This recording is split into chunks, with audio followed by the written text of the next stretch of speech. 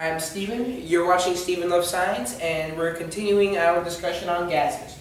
So, in the last video, we didn't do any equations, and now we're going to do that. So, I'm going to save you the trouble of going through every gas law and discussing who discovered it, how it was discovered, and present you with the ideal gas equation, which is a combination of every gas law. So, looking at the ideal gas equation, we have pressure times volume equals the number of moles of the substance you're working with times temperature. Now for temperature is always going to be in Kelvin. So if you're given a Celsius temperature, you have to convert that to Kelvin. And the conversion from Celsius to Kelvin is rather simple. All you're going to do is add 273 to your Celsius value and you will have a temperature that's in Kelvin. And R is called the proportionality constant, and that can vary depending on the problem you're working on, and there's an index of it, and that should give you the value that you need for your problem. So let's try an example. And I'm going to try to get the example to pop up in the computer text. We'll see how well my video editing goes out and see if it works. Okay, sulfur hexafluoride, CF6, is a colorless, odorless, and very unreactive gas. Calculate the pressure in ATM exerted by 1.82 moles of the gas in a steel vessel that has a volume of 5.43 liters and is at a temperature of 69.5 degrees Celsius. So let's start.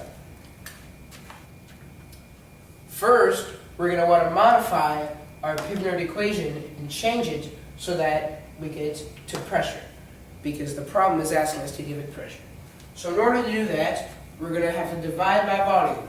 So pressure equals nRT over V.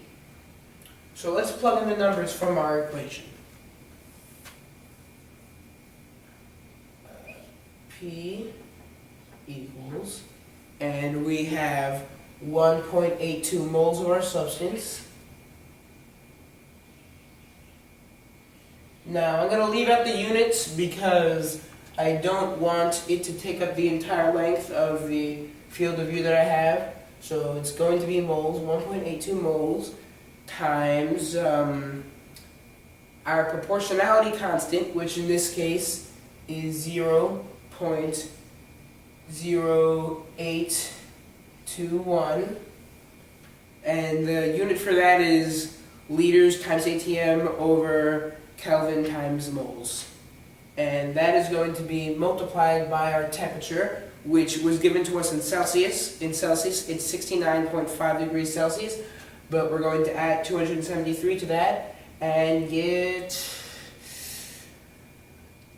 342.5 degrees. And that is going to be divided by our volume of the gas, which is 5.43 liters, because remember, if the volume of the container is 5.43 liters, the volume of gas conforms to that of its container.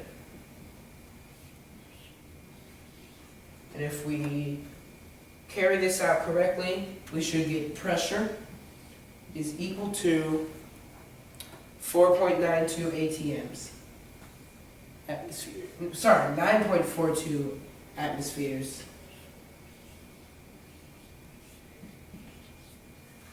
And that's the answer. So a very simple use of the Pivnert equation. Now the Pivnert equation is great for problems that aren't changing, but for problems that do change, we can use a modified Pivnert equation. So using the N1 equals N2 concept.